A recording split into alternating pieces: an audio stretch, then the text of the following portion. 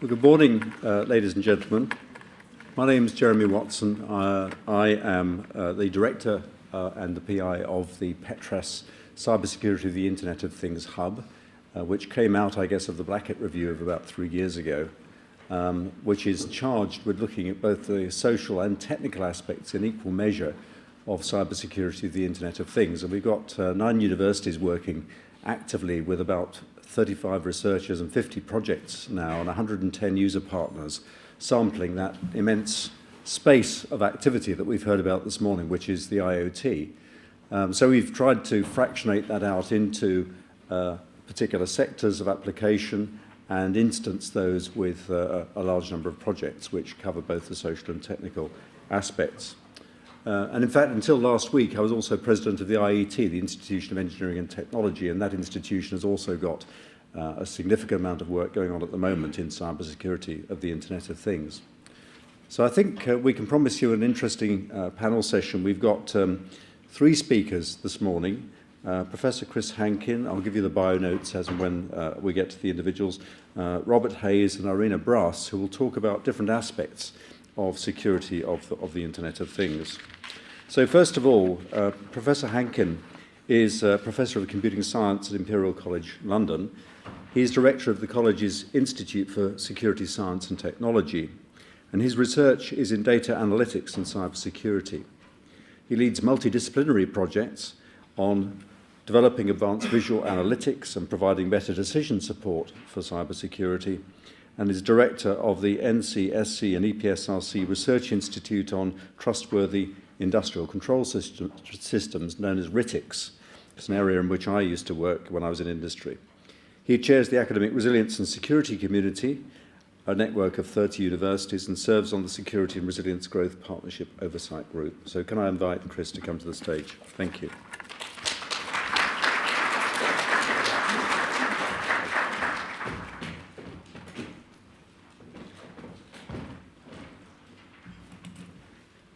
Thank you, Jeremy, and thank you for inviting me to participate in this panel. So I think I'm correct in saying that if you look at the National Cybersecurity Strategy that was published in 2016, you won't find the Internet of Things, but what you will find is the Industrial Internet of Things mentioned in that strategy. As Jeremy said in his opening remarks, I'm the director of something called the Research Institute in Trustworthy Industrial Control Systems. And in fact, we're just moving into the second phase of funding for that. And we're slightly changing the title, but keeping the branding. So in future, it will be called the Research Institute in Trustworthy Interconnected Cyber-Physical Systems, where the P is silent. So RITICS is still the branding that we have. And we're moving towards an open community, actually.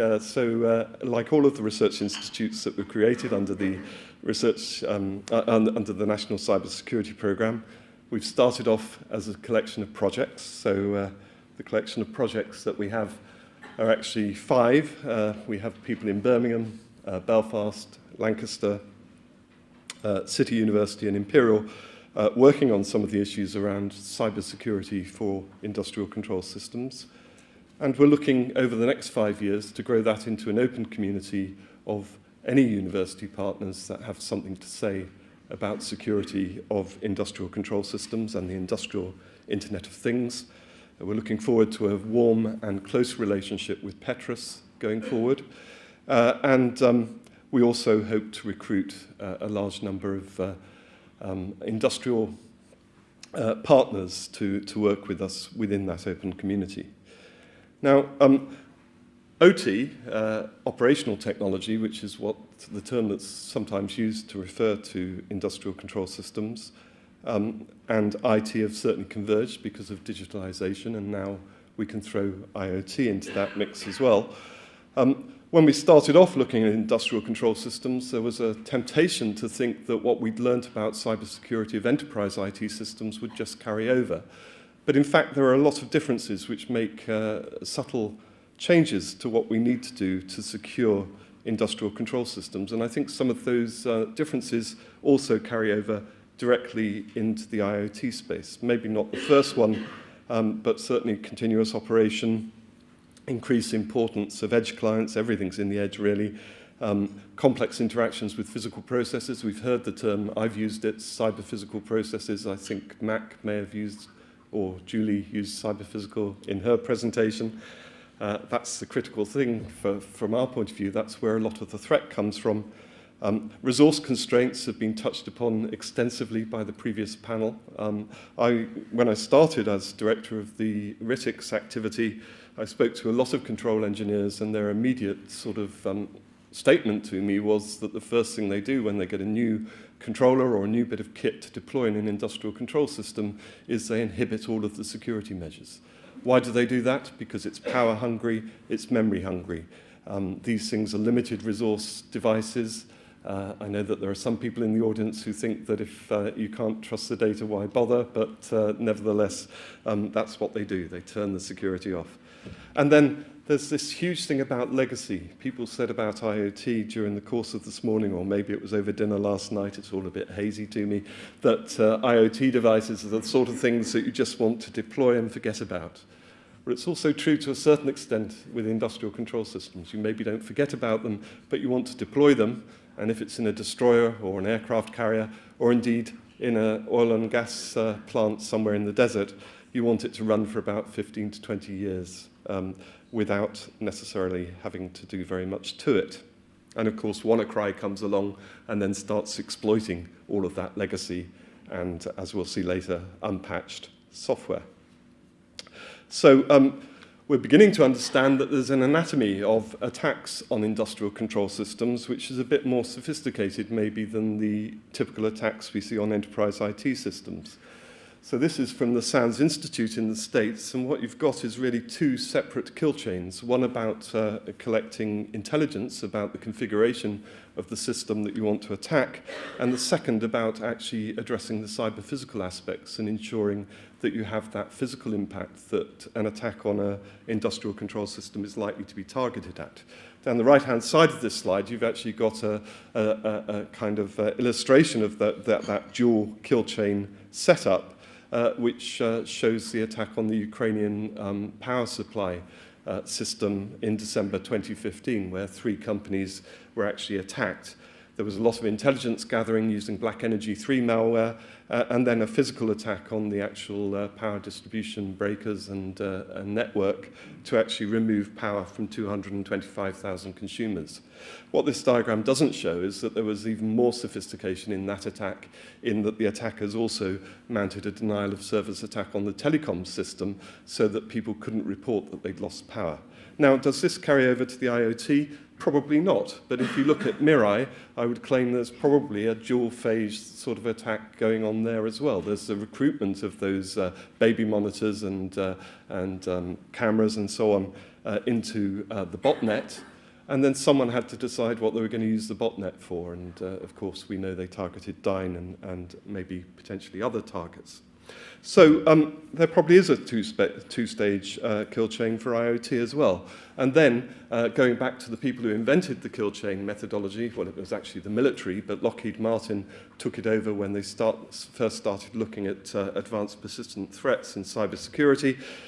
They looked at the stages of the first bit of the kill chain, and they thought about what you could do to detect, deny, disrupt, degrade, deceive, or destroy those attacks.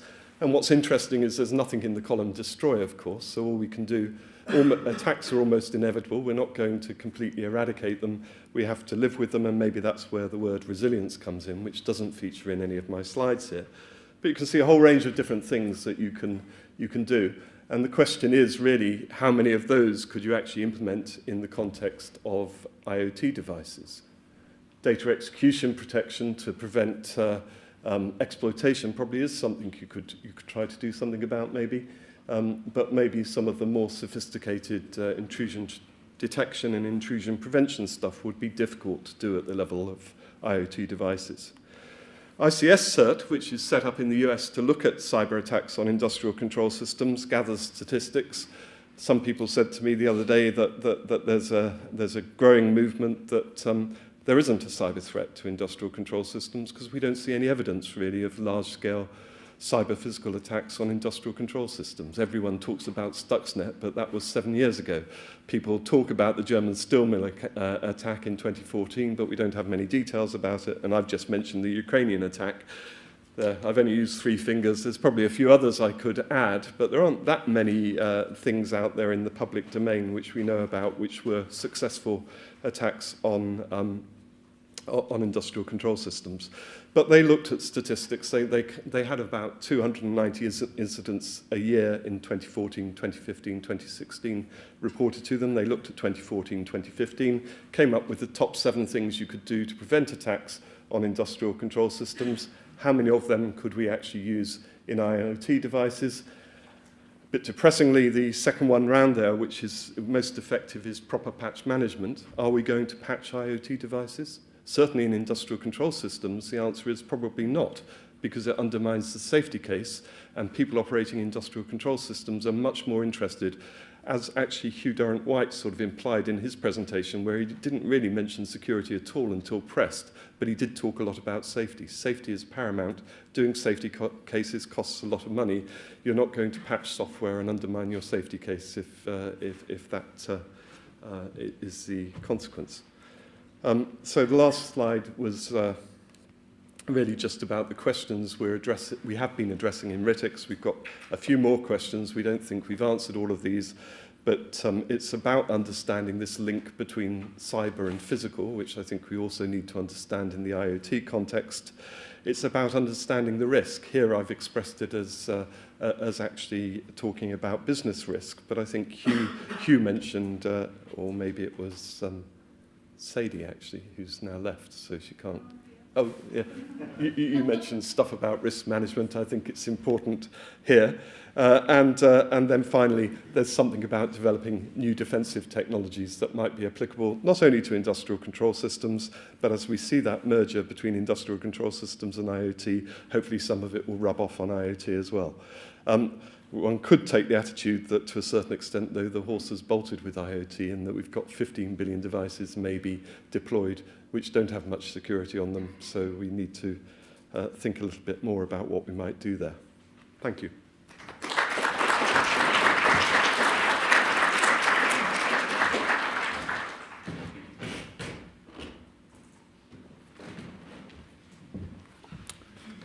Excellent. So I'd now like to invite Robert Hayes to come up and give us a talk. So Robert has a portfolio as a non-executive director and strategic advisory roles, but supporting public and private sector organisations through complex change programmes, particularly around cybersecurity. Robert spent 30 years working in senior positions in the UK government, including as head of the UK National Technical Assistance Centre.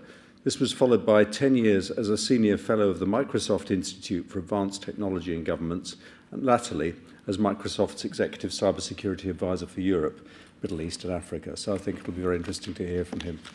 Thank you, Robert.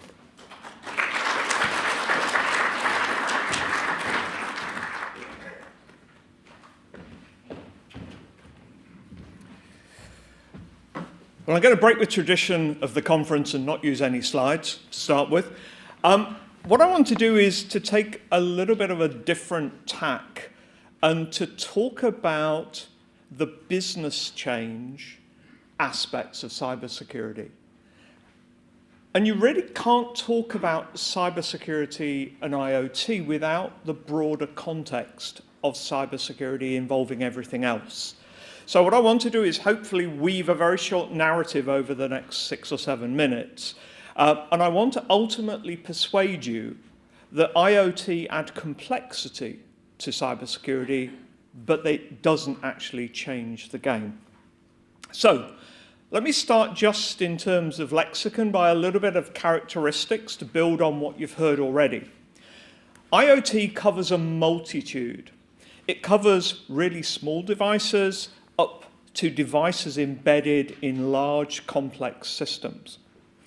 They're frequently designed with longevity and a need for minimal maintenance or even no maintenance.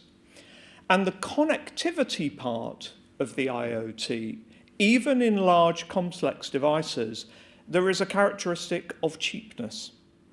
So even if you look in a large mature organization, even a sensitive CNI organization, you will often find the aspects of connectivity in their devices have a number of worrying characteristics.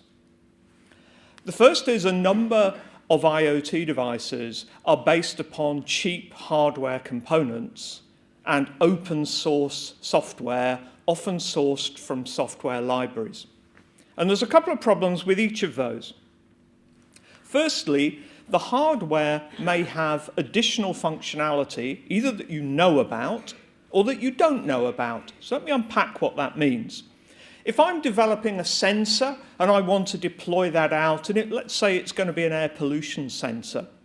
If I go to a library look for hardware and software, I may find the optimum piece of hardware for me, and so I will deploy that. I actually only want that device to transmit.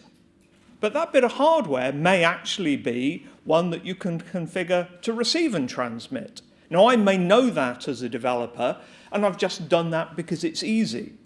Or I may not know that, because part of the problem with the open sourcing of both hardware and software is sometimes there are malicious devices made and sold, and a lot of the open source software libraries that IoT devices are based on are absolutely riddled with malware-enabled software.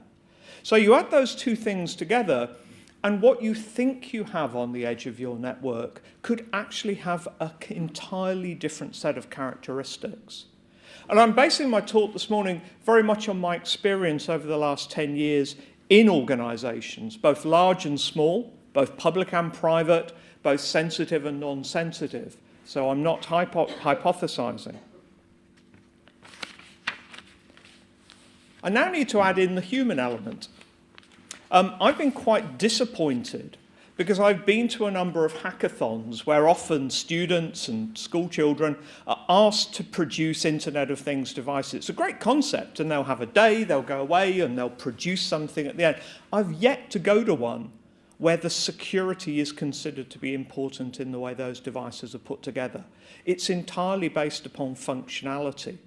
So what you end up with is a view that somehow at the device end of this, it's sort of okay to produce something where security isn't part of the design, and really without any cognizance of how that device fits into the security envelope of the organization or system that you're about to deploy it into.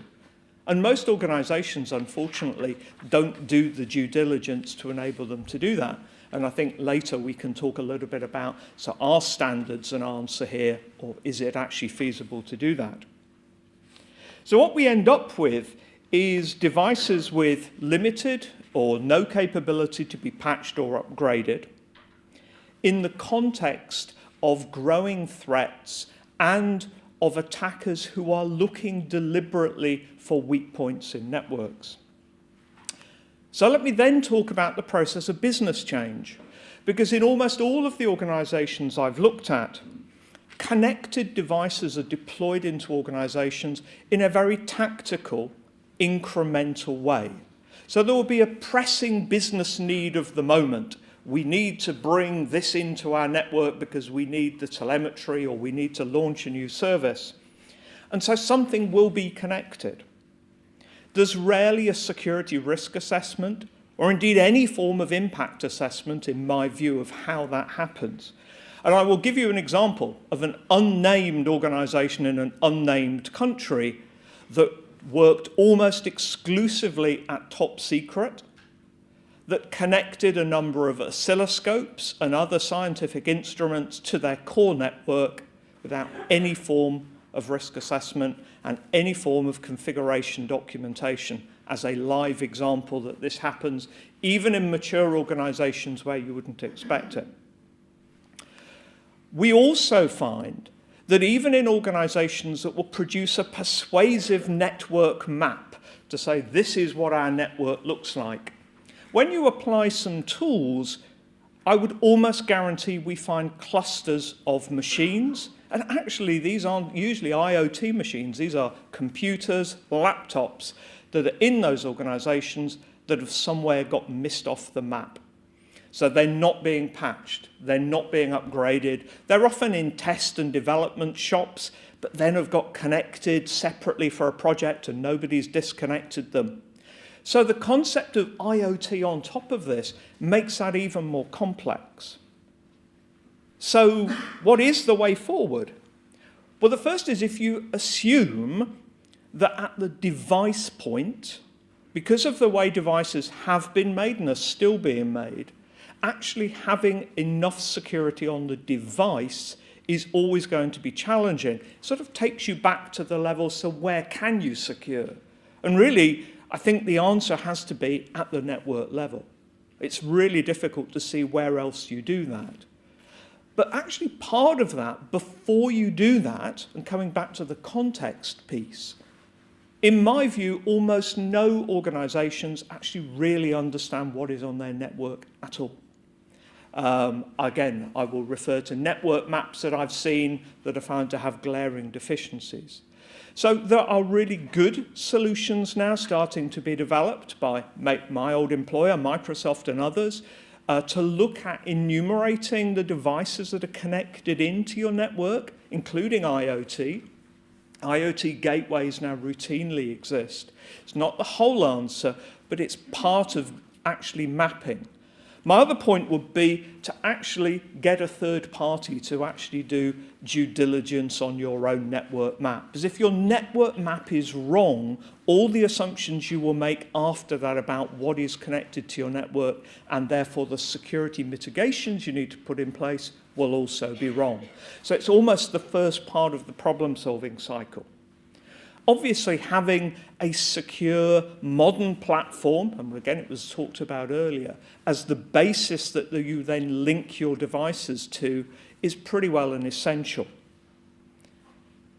And think about what your adversary will be doing for you.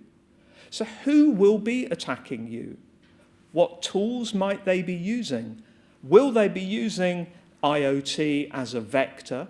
And think about what that means to your own organization in terms of, can you just afford to chop under attack a certain proportion of your network? Perhaps you disconnect the non-critical IoT devices for a period of attack.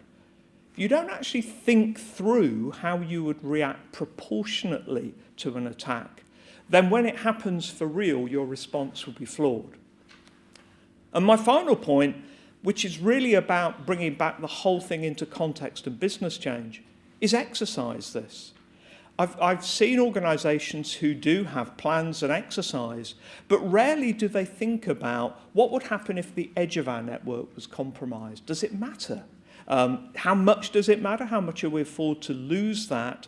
And what is our strategy moving forward for actually bringing this under a level of control?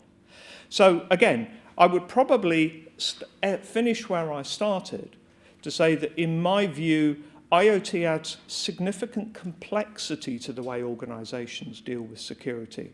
But ultimately, IoT doesn't change the game.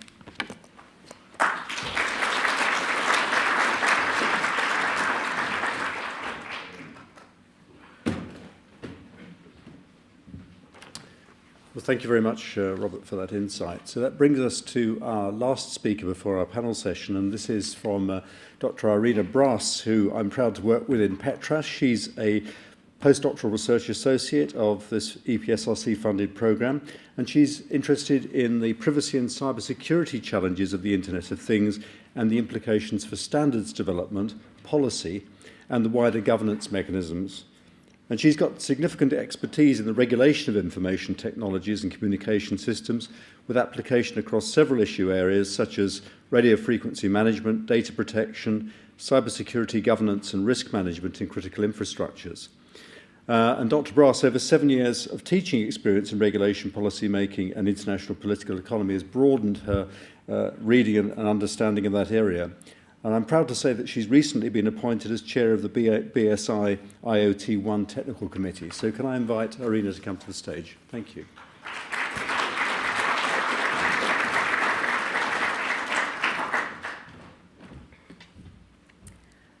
Thank you very much for giving me the opportunity to present to you today. And I'll be referring to a topic that has been touched upon earlier, quite controversial. So today I'll be talking about IoT security, regulation and standards. And I will very much link it to the work that we have done in the Petras IoT Research Hub. And now I know that we mentioned it, so I'm not going to go into the details of the hub itself, bearing in mind that it is an interdisciplinary hub that brings together the physical engineering sciences as well as the social sciences, as Jeremy previously mentioned. But most importantly, the Petras IoT Research Hub looks at different dimensions around IoT: privacy and trust, safety and security, harnessing economic value. The team that I'm part of that looks at standards, governance and policy, and then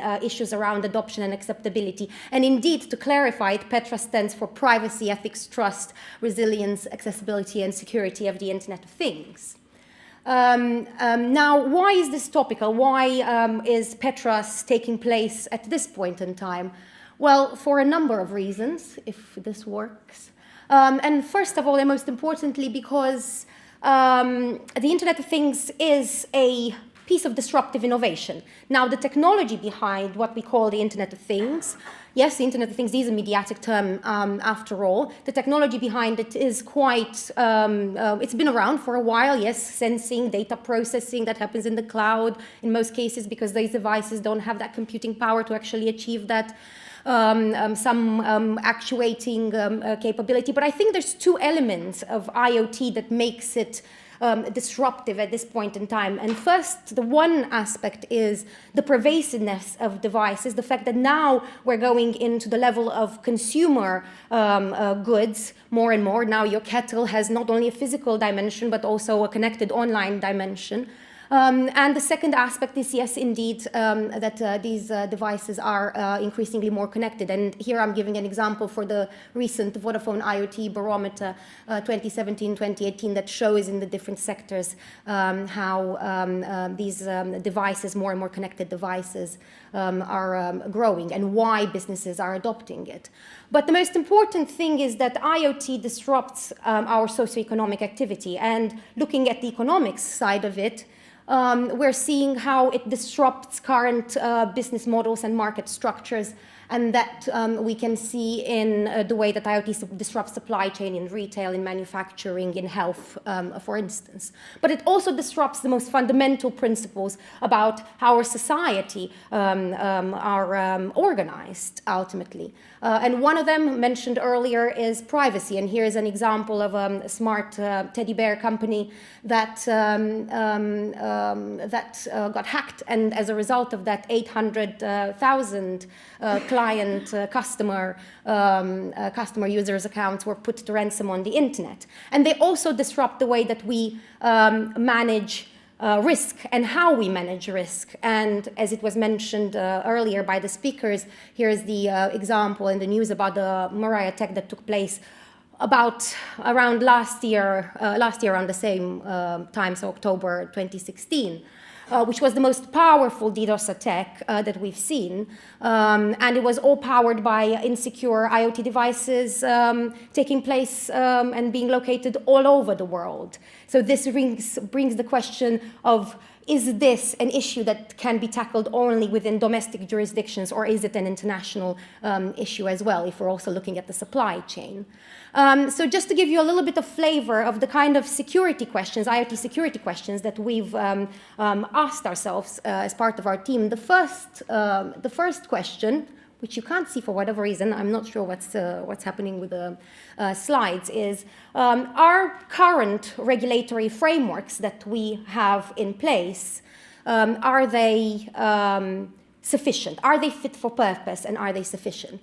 And here, and it was mentioned earlier, the argument is When we speak about security, IoT complicates the boundaries, the borders between data protection, security, cyber and physical security, product safety and liability, and radio equipment safety. And actually, the discussion about is IoT regulated or not, or that there is no regulation of IoT, I would tend to disagree with that statement.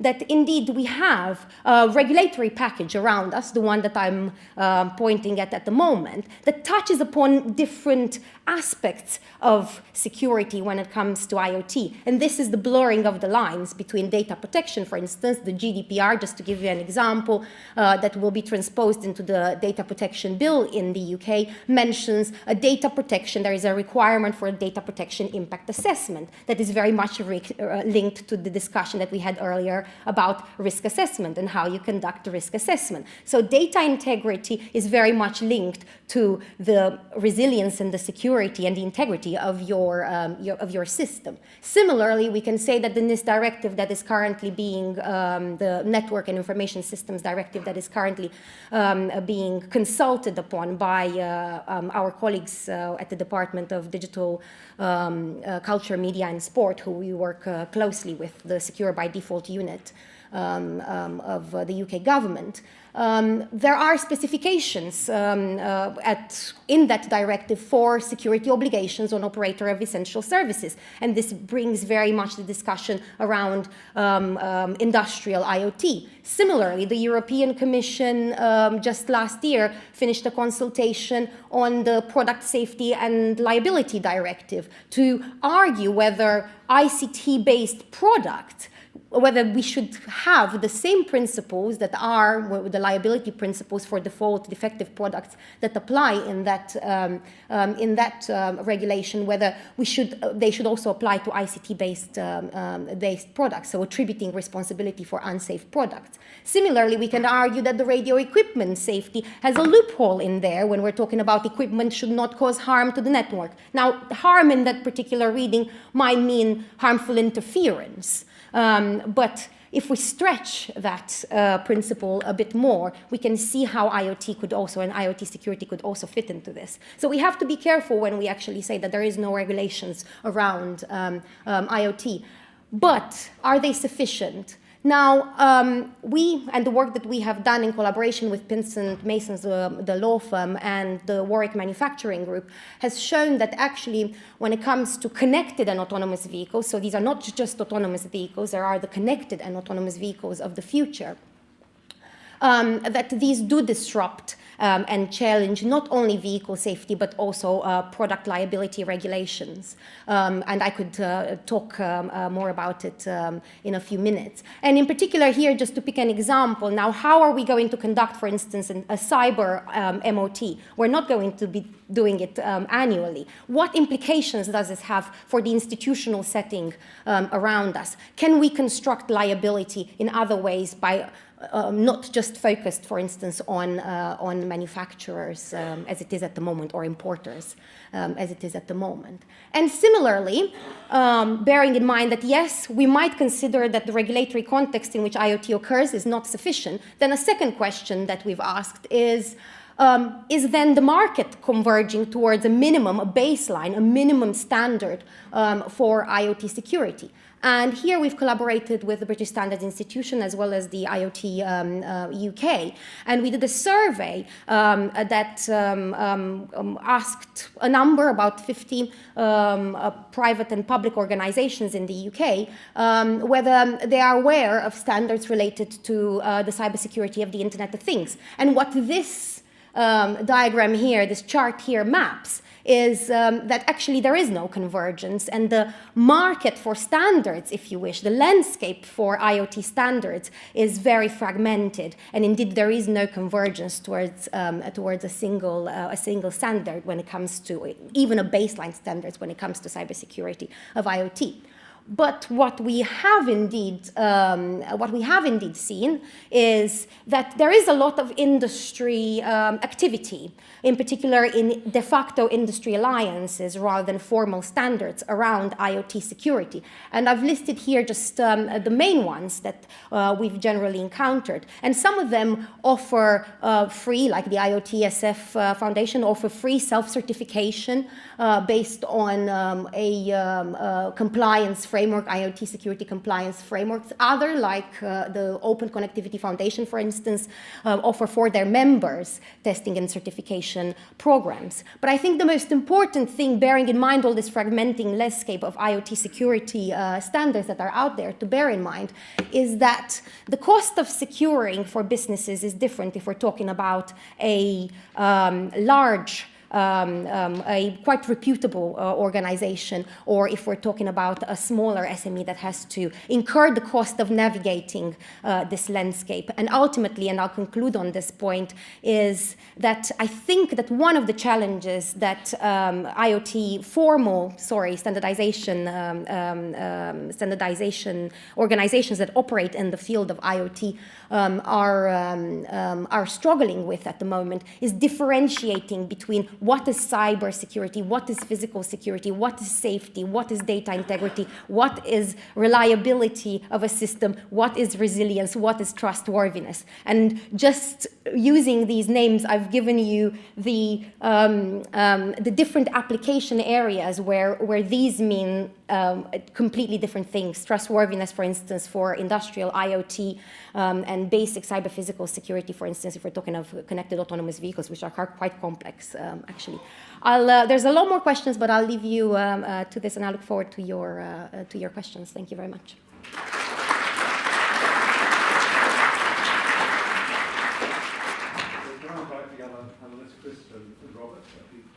Thank you very much indeed for those.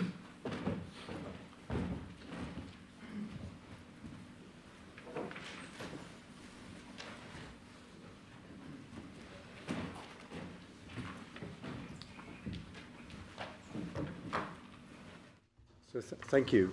I think there's tremendous food for thought there, and it's a very large domain to cover. So do we have some first questions from the audience? So this gentleman here, and then at the end here. Thank you.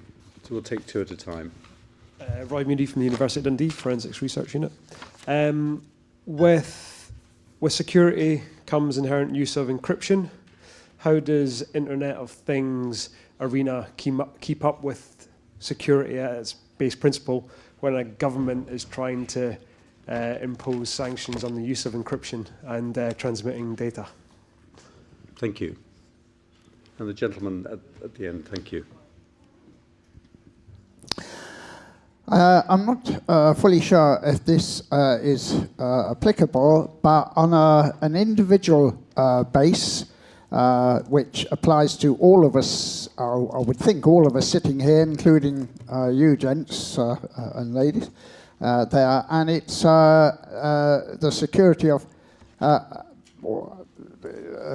hacking. My bank account was totally taken away from me on board, on the screen, and I got my money back.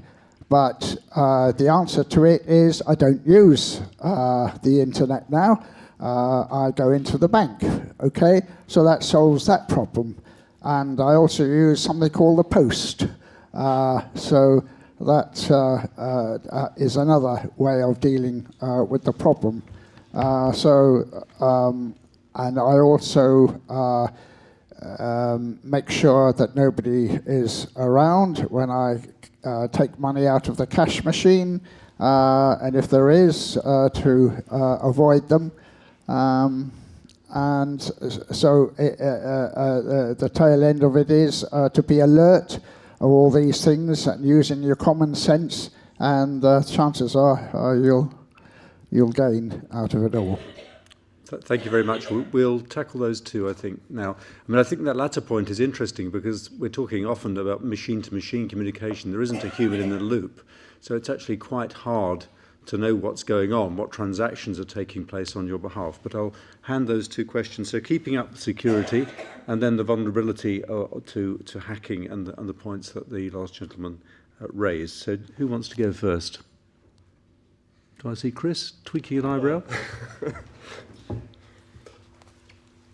I think the Oxford Internet Institute last did a survey in about 2013 looking at internet usage, and surprisingly not many people fall into the same camp as you in terms of turning their back on the internet. I think it's about 6% of the population have been users of the internet and have then reverted to using the post and the physical banks on the high street, and they're fast disappearing. So, and as Jeremy says, I think what we're talking about with the Internet of Things is much more machine-to-machine communication anyway. So I think we have to cope with the hacking threat and maybe move towards the sorts of issues of resilience and so on that we've heard in some of the presentations earlier this morning.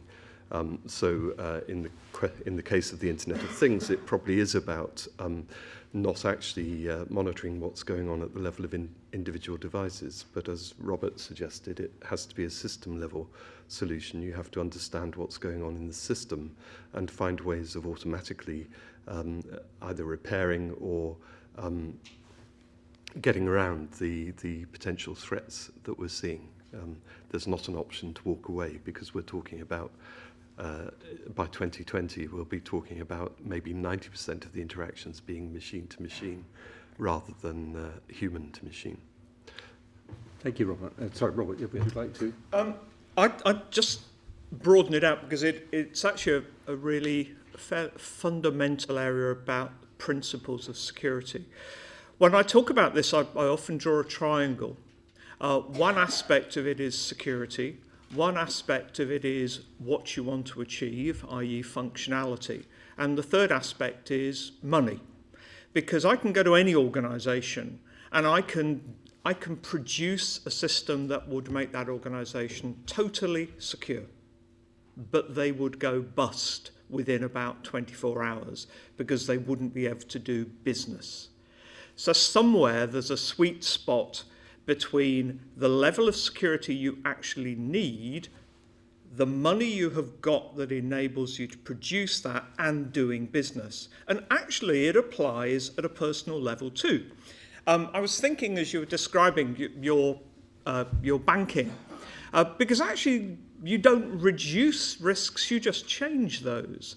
So yes, you may be reducing your risk of being compromised through the internet, but you're increasing your risk of your cash being physically taken from you as you remove it from the cash point. You're increasing the risk of a postman who may be stealing the mail, or someone who is intercepting the mail.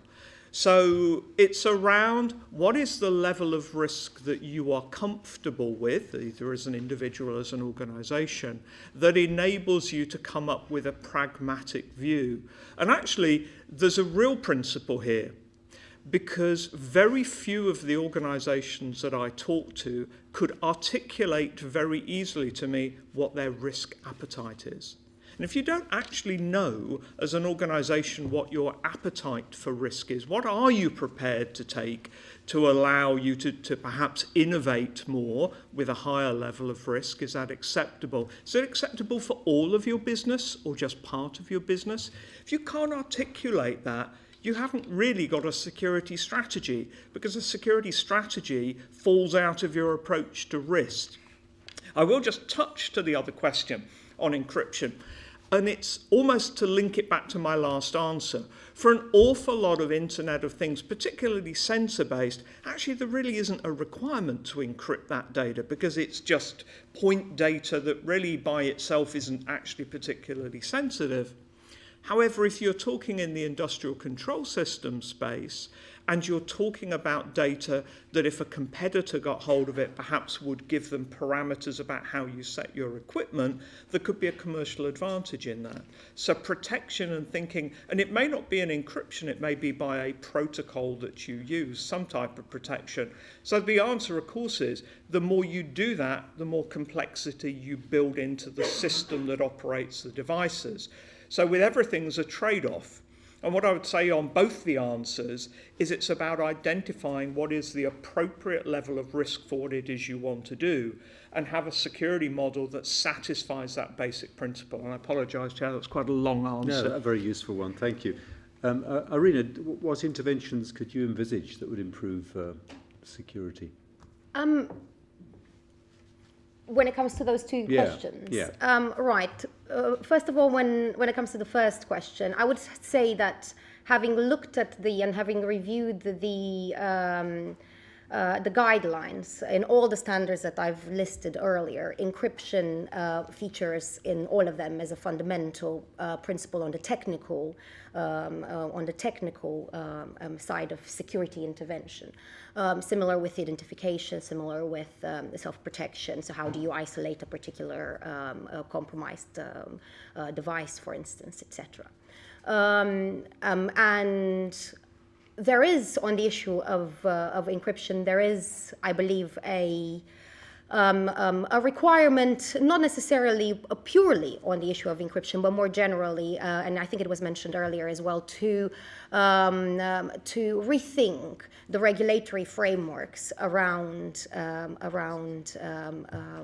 the pervasiveness of this particular technology. So I'll leave the answer relatively broad in that respect. When it comes to the second question, and now I think the second question is very much about the attractiveness of, and I'm taking the approach here of looking at IoT from a consumer goods perspective. And consumer goods are very attractive, IoT consumer goods, for multiple reasons. I'm not sure that customers, citizens, are actually very much aware of the implications of bringing a particular device and connecting it to your home. So it might be that you have taken these risk measures and you are quite risk adverse, but actually there is an attractiveness to a lot of IoT goods, bringing them in the home. And then not having an awareness, for instance, for where a particular device has been, when a particular device has been compromised. And in most cases, if a device is utilized, for instance, for a DDoS attack in a botnet, you wouldn't know that that device was compromised as a customer of a, say, smart kettle. So this goes back to the wider idea about, one, how do you secure the device, but also how do you secure the system to actually, and I think this is in line with what the others have said, to actually make sure that it detects, or the network that it detects, that compromised device and it removes it so that it doesn't cause more damage. I think Chris wanted a final word. Yes, so we were asked to argue a bit, and I'm not here as an apologist for the government, but I think I have to take issue with the fact that the statement you opened with, that government is opposed to encryption. I mean, I guess you're referring to the Investigatory Powers Bill and so on, which doesn't, of course, talk about IoT at all. But I think there's a lot of people in government who recognise the value of encryption. The problem with IoT, I think, is that in our experience with industrial control systems, some of the devices deployed in those that you would hope would have encryption do indeed have it, but have very weak message authentication codes, for example. So in some senses, you're getting a false sense of security, maybe, if you're concerned about encryption of data, where you shouldn't be having that sense of security.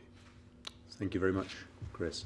Open to the floor again. So this gentleman here, and then there, and then one in the row. So all in the same row, I think, but starting with the gentleman in the white sweater. Hi, I'm John Barrett. I work for Mustcard, and I'd just like the panel's thoughts on, is there a place for a Dangerous Dogs Act equivalent for security cameras that take part in the DDoS? Because I can't see manufacturers being economically motivated to put security in unless the end customer is faced with some cost from buying a piece of kit that is insecure. Thank you. Thank you. This gentleman, yeah. Yes, you talked about having a good understanding of all the assets that are on your network and what their patch levels are and what your risk approach is, which are all the things that a corporation does. But when we're talking about mass market things, you're also going to have to be having individuals having the security policy. And if you can't rely on a corporation to have an effective security policy, individuals are certainly not going to be as secure. I mean, I, for instance, don't have any idea what all the connected devices are in my home, and I'm certainly not an early adopter. Thank you. And finally, this gentleman will tackle those questions. I'm going to ask a stupid question. What does privacy mean, and does it necessarily only apply to human data, given that there is no such thing as privacy, because even with aggregated data, I can find out details about which films you watch, which books you buy. And similarly with encryption, there is nothing secure at the moment. I think all encryptions can be broken. So how are you going to make all of this secure when you have a many-body problem with hardly any intervention going on? Thank you very much. I wonder whether we can take the last two together. So that was really privacy, the meaning of it. Is it just about humans and inferences from aggregated data, basically, and data analytics and so on? Then understanding assets on a network, and what does that mean? What's the citizen policy when you're working with individuals rather than companies who are probably more tightly controlled internally? Can I open with Irina on those? Are you happy to tackle those last two first? Yes, so on the first question about privacy and what does it mean? Now, privacy means a lot of things, and this is why, for instance, generally we perceive, and it links very much to individual rights and freedoms, but this is why we sometimes associate particular pieces of legislation like the GDPR with privacy, and that's not necessarily the case. It's a subset of that which looks at data protection. And data protection is different in that data protection stipulates ultimately that the way that your data is processed should allow for your personal information, so sensitive information, to not be disclosed or compromised in any way. I think that in putting everything under a privacy umbrella could complicate matters even worse. I would tend to focus the discussion more around data protection and the interventions that are in place there. And actually, the GDPR, for all its good and its bads, stipulates data protection by design by default. Now, bearing in mind that we haven't quite set what we mean by data protection by design and by default. But we're starting to have a regime construct and built around it. And the requirement, the accountability that is now put on organizations as part of the GDPR that didn't necessarily exist, or it wasn't fully fledged beforehand for organizations, to conduct data protection impact assessment as part of their risk management, I think will be a game changer that changes this dynamics between privacy and security and blurs the lines even more, as I mentioned earlier. Jeremy, could you remind me the second? So the other one was understanding assets on a network, and for a company you might be able to do that. You might have some sort of map, but for individuals buying IoT devices into their home, they really won't have very much idea of what's connected to what. Yes, there is a lot of discussion here, and I think that there is a consensus building around the fact that responsibility shouldn't necessarily be placed with the individual. Now, there are particular types of interventions that we can think of. Some were mentioned earlier in terms of an insurance policy so that you could essentially displace that risk and place it somewhere else. I think that one needs to think of increasing responsibilities, and this is something that can be discussed about telecom operators in particular. So what responsibility should network operators and ISPs have in this particular environment? And there is, again, a lot of discussion in this space, not only at domestic levels, but also at international level. A lot of anti-abuse communities of ISPs that cooperate transnationally in order to make sure that abuse such as malware doesn't, or botnets don't occur. Thank you. So it shouldn't necessarily be placed with the individual. So, Robert, you've probably got an angle on that from the sort of corporate point of view as an advisor. Yes, I do, and I'll try to tie the 2 points together. I think the issue of security cameras, which was specifically brought up, I would come back to the point as an organisation, that's part of network discovery. It's part of knowing what is connected to your network and knowing about it in enough detail that you can then make an assessment about whether that is a risk to your organisation. I'm not keen on point regulation for that type of issue. I think market forces can be used differently, and I'll give an example. I think cyber essentials and the fact now that organisations who wish to do business with not only governments, but Microsoft had the equivalent criteria if you want to be in the supply chain for Microsoft, is you would have to demonstrate security. And I think it's about, if we can actually make this a way of doing business, so if I'm going to do business with you, I need to know that you are not deploying things that are going to make my information and my business vulnerable. And if we can bring that into common business, I think that will have more effectiveness than trying to produce a point regulation, which we saw the graph that Irena put up. Already, I think it's a complex regulative framework, and it takes so long to do the regulation. By the time, my experience in government, usually by the time you've got it, it's gone out of date. So I think there are other ways to look at it. I do agree that in the domestic situation, there are issues for both the network provider and the operating system provider that household is operating on. And I think even if that is just to make it more visible to individuals, again, what have you got connected to your network and what may you not want to have connected to your network, some form of dashboard, I think would be useful.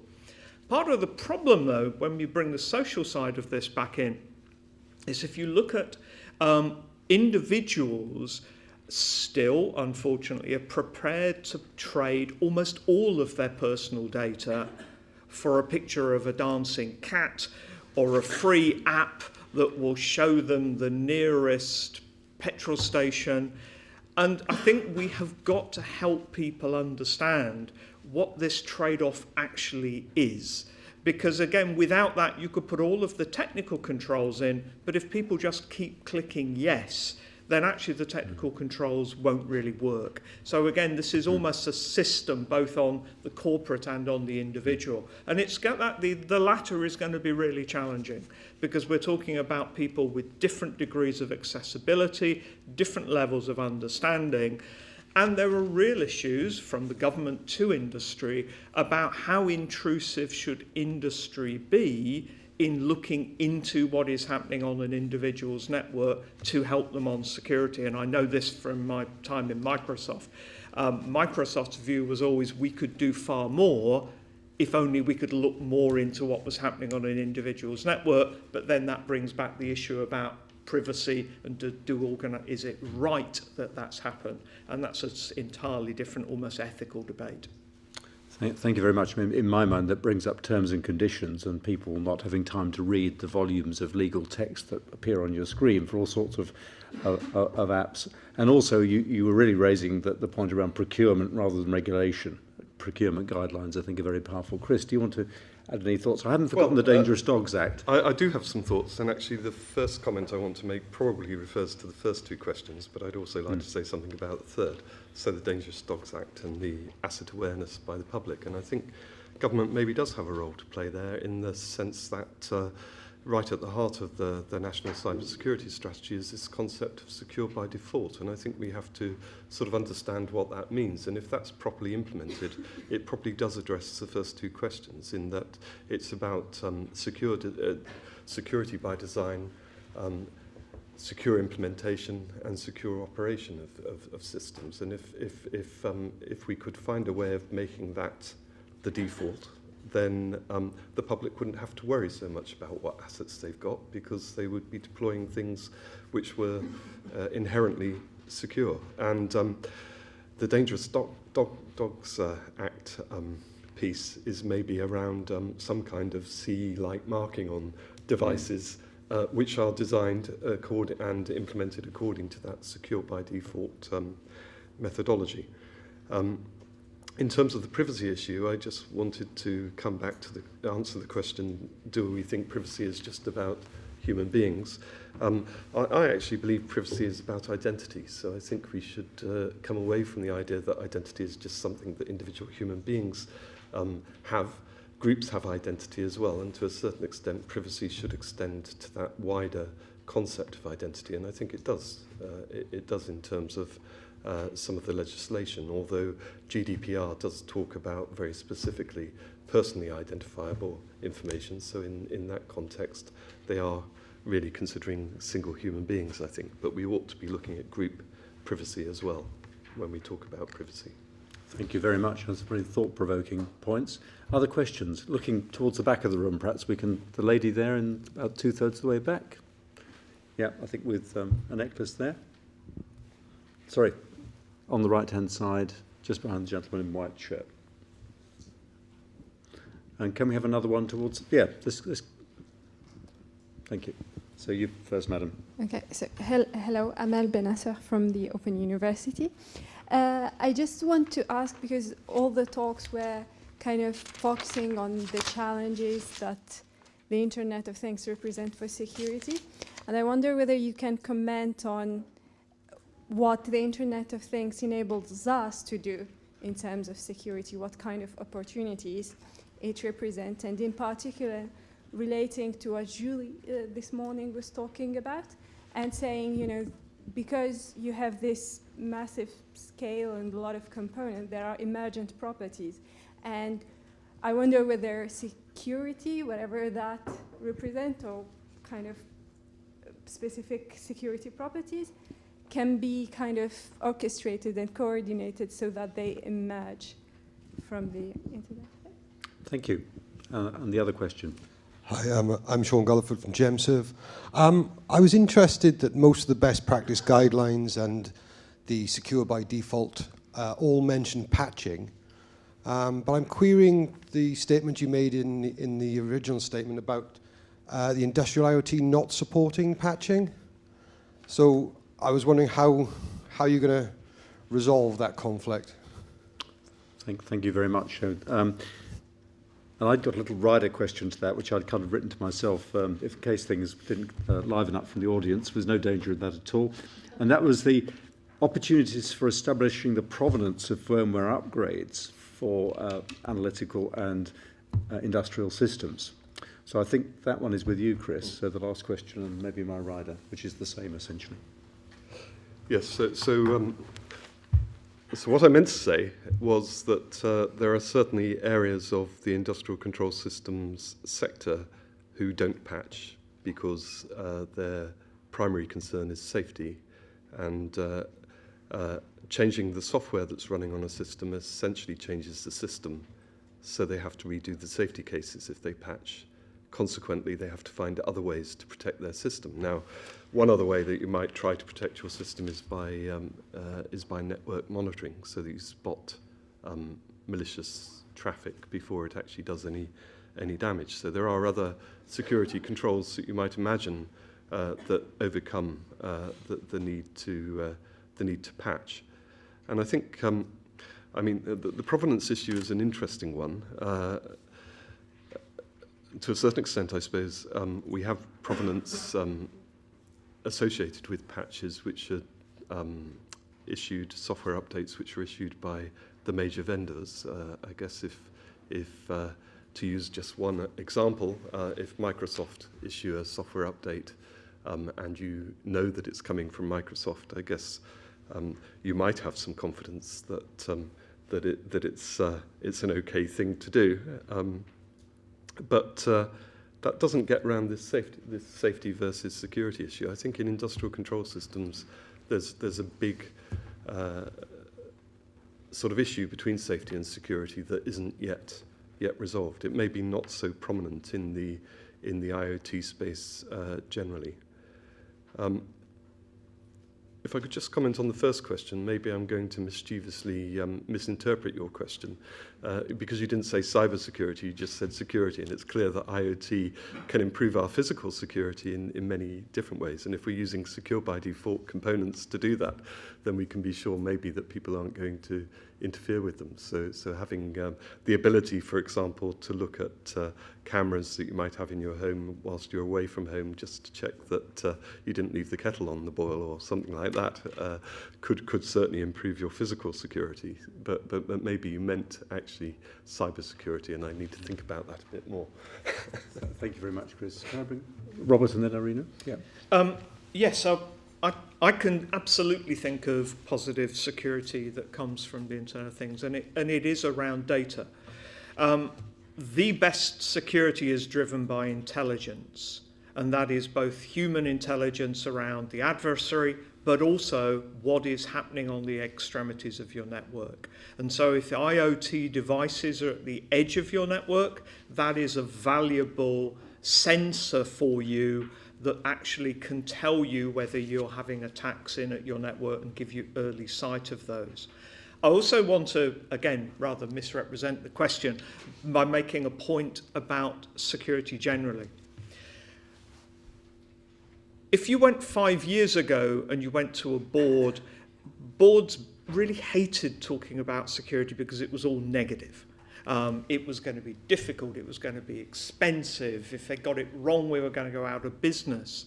Actually now the most effective way of evangelizing security is to identify the business advantage. If you can be more secure than your competition, you can win market share. That is a fact, and that is now the driver that you're seeing organizations change their position on security. And it's being seen less as the threat and the negative and more as a potential business advantage moving forward. And that is an enormous change. So thinking about how you develop your infrastructure in a way that better enables you to do that becomes business sense and enables you to operate in sectors where you wouldn't operate otherwise. Thank you very much, Irena. Just a very quick comment touching upon what Chris mentioned in terms of this relationship that sometimes is contradictory between security and safety, and patching as an example of that. I think it's relevant to understand that the reason why this is happening, and this goes back to the point that I made earlier about the fact that IoT actually does challenge the current regulatory frameworks around us, so that we might need to rethink some of them. This happens because of the way that we have legislated and regulated and embedded health and safety on the one hand and constructed it, and security on the other hand, so that the regimes, the regulatory regimes, that's what I mean by it, they don't speak to each other. So the question is whether in the future, when we're talking about product safety, for instance, and liability around us, whether safety is going to essentially encapsulate security as a dimension of safety. And that brings a completely different regulatory regime. Now, it's going to be complicated. It might require a lot of institutional changes, but that's one way that we could try to correct some of these tensions that exist between two regulatory regimes. And just one more thing, and then I promise I will end. It's fine. There are cases in IoT, for instance, if we bring the kettle, my obsession with the smart kettle example, back in discussion, where your kettle could be hacked, and that's a cybersecurity issue. You're not aware of it, you're not at home, and that starts a fire, and that's a safety issue. So you can see how the two are sometimes not necessarily in contradiction, but also how one triggers the others. So IoT does raise challenges when it comes to reconstructing these regulatory and legislative regimes. Thank you very much. And I'll just add the observation that in recent times, I've been interested in the automatic control of buildings through BMS, building management systems, which are quite like industrial control systems, where security tends to be quite weak. They can be backdoors to attacks on the enterprise system, but also in the context of actuation or making things happen rather than reading back data. There really are things to be looked at very carefully there. Can I ask for a couple more questions, that I think we're out of time? So lots of happy people at the back there, quite keen to talk. No, I think there's a gentleman in the middle there. Mr. Robert Haynes. Hello. I'd support your statement on open source libraries having quite a lot of malicious code. I wouldn't have been skeptical if you haven't had worked with Microsoft, but I tend to see that. Or do you have any supporting published studies or something like that, or any specific library where you found this malicious code? I wasn't sure I heard Robert admit to a malicious code there, but can we take, what was that? Yeah, okay. Oh, and one more just here, please. Oh, sorry. Oh, sorry. Yeah, okay, another one at the back. Mine is a comment. Is it okay if I just make it now? Please. Yeah. This is in response to the person who was asking about our personal devices in our homes. Someone said to me, I think it was 6-7 years ago, an ex-police officer, he said, whether you better look after yourself. He was talking about my physical security. He said, because the only thing the police will do if something happens to you is apologize. But whatever happens to you would already have happened to you. So talking about your smart home and your smart devices, not knowing what exists, you should, as an individual, be able to count and identify what you bring into your own home. Now, you might say, well, the government should put regulations in place. And I think the American government has already said, I don't want to quote wrongly, but said that if you're not bringing in IoT devices that have some kind of security mechanism on them, don't ship them into the US. Of course, you can choose to wait for the government. You can choose to wait for manufacturers, designers, developers, who, by the way, are thinking functionality, usability, security, money. I'm not really sure they are thinking too much about the end users.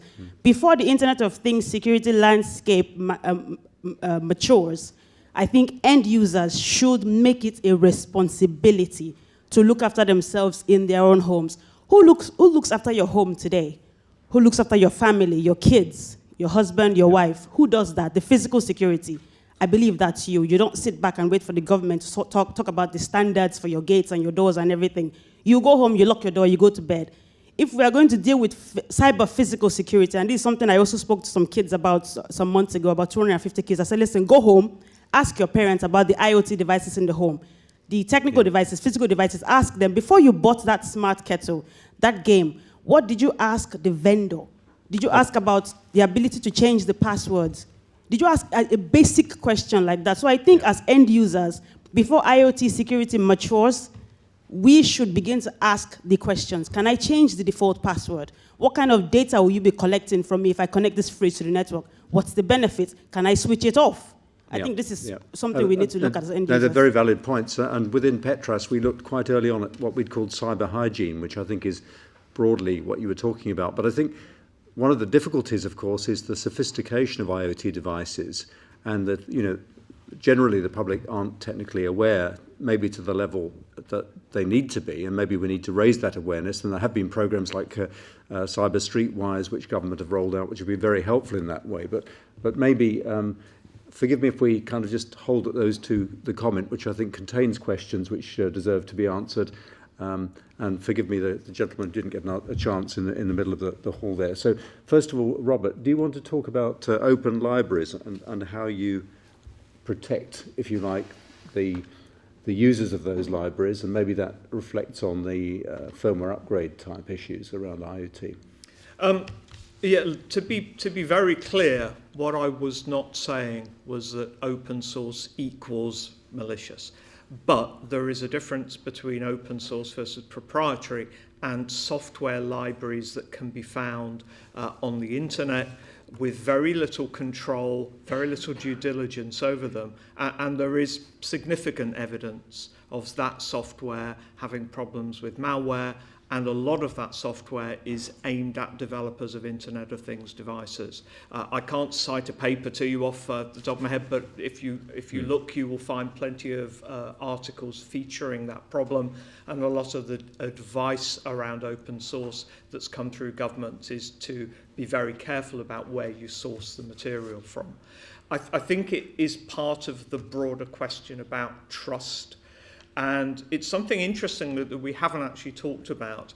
The real principle about dealing with Internet of Things devices should be, unless you as an individual or you as an organization have demonstrable proof that you can trust that you can trust the hardware and software that you're connecting to, you should treat it as untrusted, and you should have mitigations on your network that actually then limit its ability to do things because of its untrusted status. And that is really back to the point around network level defenses. Network level defenses should only allow devices that you know and trust through to do core activity on your network. Anything else really should be stopped at the border, or only telemetry for that having gone through a firewall to come through. So it's a good point, but actually the reality is it doesn't matter who's made it. Unless you're happy you can trust it, you should treat it as untrusted.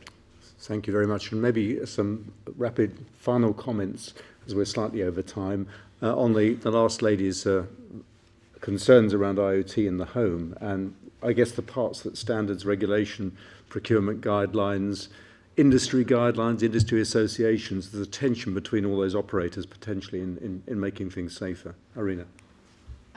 Yes, on the final comment, there is indeed, in my view, a particular danger in looking at something as broad as IoT and trying to regulate the different pieces that make it. And by regulation, we have to bear in mind that there's different types of regulations. There's a soft type of regulation that, for instance, industry come together and put these best guidelines and best practices, and that's not necessarily mandated. And there are the mandated types of regulations that essentially involve something like all devices must be tested. And I think that we're far from that particular point of all devices must be tested, for a number of reasons, and most importantly because we haven't quite decided what we're testing when it comes to these devices. Because cybersecurity today, it might be default password as an issue, but next, or in 6 months' time, there can be something completely different. So the dynamics of cybersecurity are so that it makes it difficult to actually start thinking about what we are testing, and I think that more thought needs to go into that. At the same time, I do think that more needs to be done, and this is again a joint responsibility of public as well as private organizations in educating and communicating what basic security, what security by default means to their citizens and to customers. And I think that there is a combination here of quite interesting, and talking about opportunities, yes, because we've mostly focused on risks. There are quite a lot of opportunities of quite interesting new forms of social contracts that might come out of this, where we could communicate and educate the population on what a secure and insecure device might be. Thank you very much. Chris, do you want to have the final word? Well, I think some politician might have previously used the phrase education, education, education. I think education is at the heart of the answer to both those questions. I think we should be training developers so that they don't introduce the same flaws that we've known about for 50 years in computer science into the kit that they're now deploying. I'm thinking of things like buffer overflow, vulnerabilities and so on, which still come to bite us, although we've known about them since the 1970s. I think in terms of the smart home, it's about educating the whole population so that we can be informed consumers and ask the right sort of questions before we deploy these things. I don't think we're there at the moment, but there are certainly some promising signs, both in the UK and Europe, that we are trying to do more about educating people about computer science and about cybersecurity from a very young age. So I'm optimistic that the situation will improve, and I think education is at the heart of the answer. Thank you very much, Chris, and thank you, the entire panel, on your behalf. Thank you. So, a brief housekeeping.